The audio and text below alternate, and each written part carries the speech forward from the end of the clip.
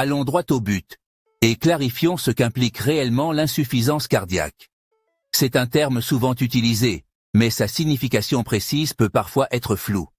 Alors, décomposons-le de manière facile à comprendre. L'insuffisance cardiaque n'est pas un arrêt cardiaque soudain, où le cœur cesse brutalement de battre. Il est crucial de distinguer les deux, car ils représentent des scénarios médicaux très différents, mais plutôt un déclin progressif de la capacité du cœur à pomper efficacement le sang dans tout le corps. Ce déclin se produit avec le temps, impactant l'efficacité du cœur. Imaginez-le comme une batterie qui perd lentement sa charge avec le temps, s'affaiblissant progressivement et fournissant moins de puissance. Pas comme un fusible qui saute, ce qui est un arrêt immédiat et complet de la fonction. Le cœur ne s'arrête pas subitement, il s'affaiblit progressivement. L'insuffisance cardiaque est un syndrome, une condition clinique complexe, causée par tout problème sous-jacent qui altère la capacité du cœur à se remplir correctement de sang ou à l'éjecter efficacement vers le corps. Le problème clé sous-jacent est un faible débit cardiaque. Le cœur ne peut tout simplement pas répondre aux besoins du corps en sang et en oxygène, même lorsque le corps est au repos. Cela entraîne divers symptômes et limitations. Nous classifions l'insuffisance cardiaque en fonction de la fraction d'éjection. Réduite, également connue sous le nom d'insuffisance cardiaque systolique, signifie une contraction affaiblie du muscle cardiaque.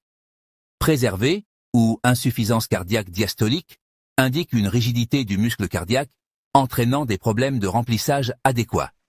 Les deux types, quel que soit le mécanisme sous-jacent, mènent finalement au même problème fondamental, un flux sanguin insuffisant pour répondre aux besoins du corps.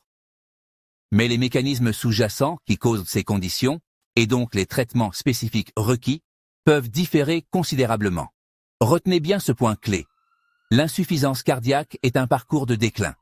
C'est un déclin progressif de la fonction de pompe du cœur, pas un événement soudain ou isolé. C'est un processus continu qui nécessite une gestion et des soins constants. Qu'est-ce qui mène à l'insuffisance cardiaque? Comprendre les causes est crucial pour la prévention et le traitement. Le plus souvent, ce sont des années de dommages progressifs, pas un événement unique et soudain qui conduisent à l'insuffisance cardiaque. Ces dommages s'accumulent lentement, affectant la capacité du cœur à pomper efficacement. La maladie coronarienne est en tête de liste des causes d'insuffisance cardiaque. C'est un problème majeur qui affecte un grand nombre de personnes. Lorsque les artères coronaires sont bloquées par des plaques d'athérome, elles privent le muscle cardiaque de l'oxygène et des nutriments essentiels contenus dans le sang.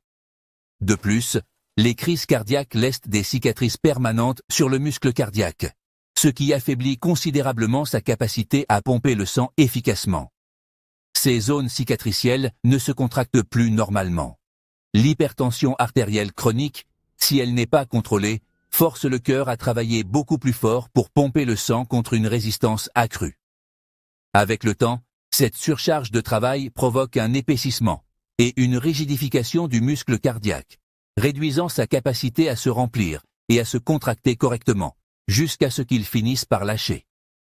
Les problèmes valvulaires, qui affectent le bon fonctionnement des valves cardiaques, qu'ils soient caractérisés par un rétrécissement excessif de la valve, appelée sténose, qui limite le flux sanguin, ou par une fuite excessive de la valve, appelée régurgitation, qui permet au sang de refluer dans la mauvaise direction, surcharge considérablement le cœur, soit en augmentant la pression à l'intérieur des cavités cardiaques, soit en augmentant le volume de sang que le cœur doit pomper.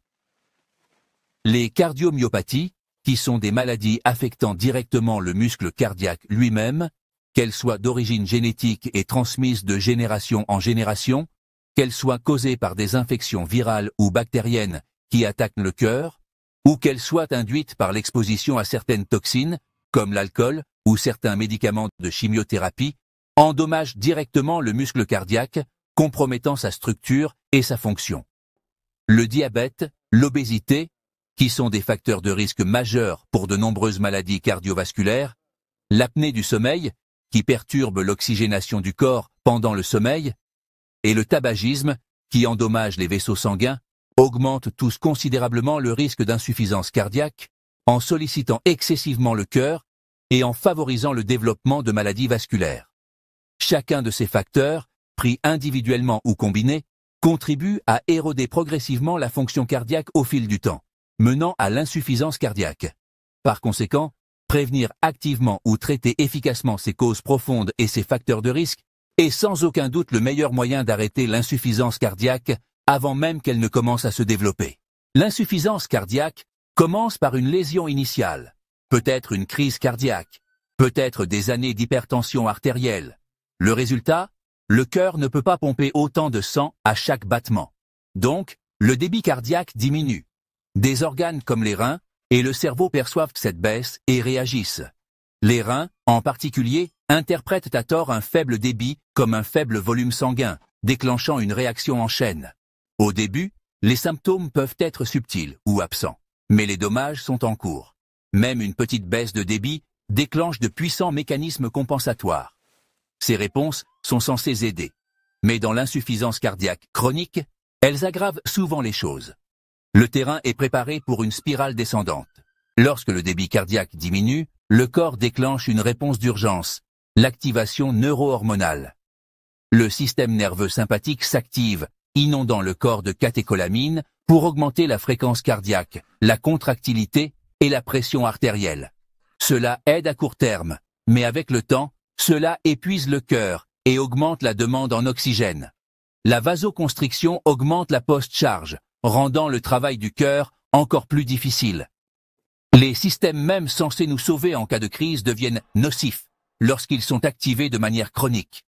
Le cœur est forcé de travailler plus fort, accélérant son propre déclin. Ensuite, le système rénine-angiotensine-aldostérone, souvent abrégé en SRAA, s'active. C'est un système hormonal complexe qui joue un rôle crucial dans la régulation de la pression artérielle et de l'équilibre hydrique de l'organisme. Il est essentiel de comprendre son fonctionnement pour saisir les mécanismes de l'insuffisance cardiaque. Les reins, en réponse à une baisse de la pression artérielle ou du volume sanguin, libèrent de la rénine, une enzyme clé qui initie la cascade du SRAA. C'est le point de départ d'une série d'événements qui auront un impact significatif sur le cœur et les vaisseaux sanguins. La rénine convertit l'angiotensinogène en angiotensine I, qui est ensuite transformée en angiotensine 2, un puissant vasoconstricteur. Cette molécule est un acteur majeur dans l'augmentation de la pression artérielle. L'angiotensine 2 provoque la constriction des vaisseaux sanguins, ce qui augmente la pression artérielle et, par conséquent, la post-charge, c'est-à-dire la résistance que le cœur doit vaincre pour éjecter le sang. Mais ce n'est pas tout. L'angiotensine 2 déclenche également la libération d'aldostérone par les glandes surrénales. L'aldostérone agit sur les reins pour augmenter la réabsorption du sodium et de l'eau, ce qui entraîne une rétention de sel et d'eau par le corps. Le résultat direct de cette rétention est une augmentation du volume sanguin, ce qui signifie qu'il y a plus de liquide dans le sang. Avec plus de volume à pomper, il y a plus de travail pour le cœur, qui doit fournir un effort supplémentaire pour maintenir le débit sanguin. Cette surcharge de travail se manifeste par les symptômes classiques de surcharge hydrique, tels que l'essoufflement, l'œdème et la fatigue. Initialement, ce volume supplémentaire pourrait aider à maintenir la perfusion des organes, fournissant un certain bénéfice temporaire. Mais dans un cœur défaillant, incapable de gérer ce volume accru, cela conduit inévitablement à la congestion, une accumulation de liquide dans les poumons et les tissus. Cette congestion se traduit par un gonflement des membres inférieurs, un essoufflement sévère et, dans les cas les plus graves, un œdème pulmonaire, une urgence médicale.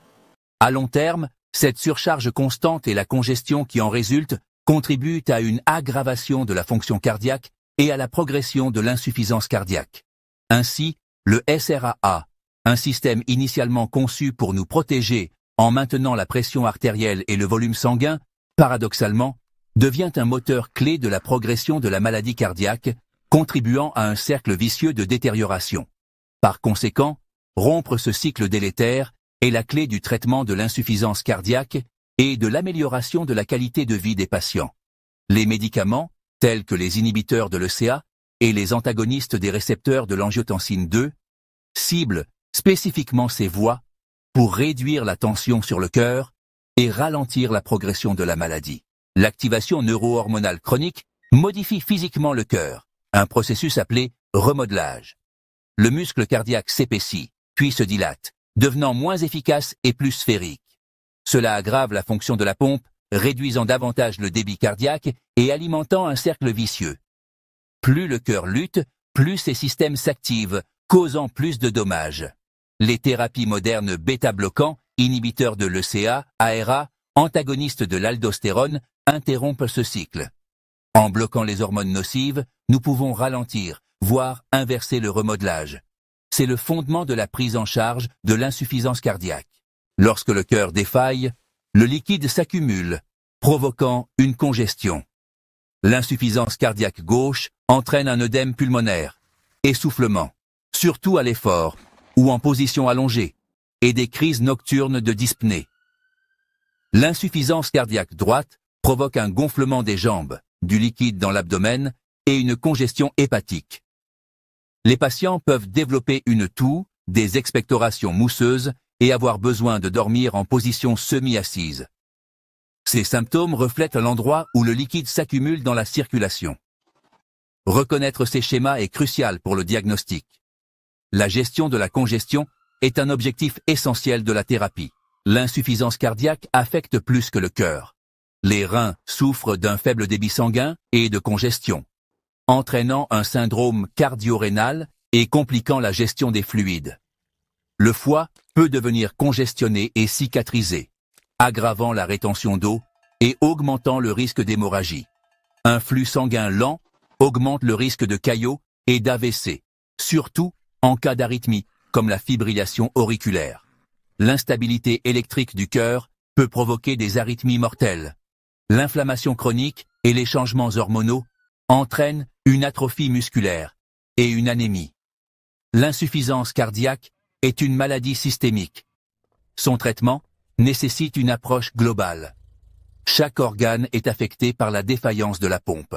L'insuffisance cardiaque est un syndrome progressif, entraîné par un cycle de lésions, de réponses inadaptées et de complications systémiques. Comprendre cette physiopathologie est la clé d'un traitement efficace. Chaque médicament majeur cible ces voies nocives. En tant que clinicien, votre travail est de reconnaître les symptômes, d'équilibrer les thérapies et d'éduquer les patients. Traiter l'insuffisance cardiaque est un marathon, nécessitant des ajustements et une vigilance constante.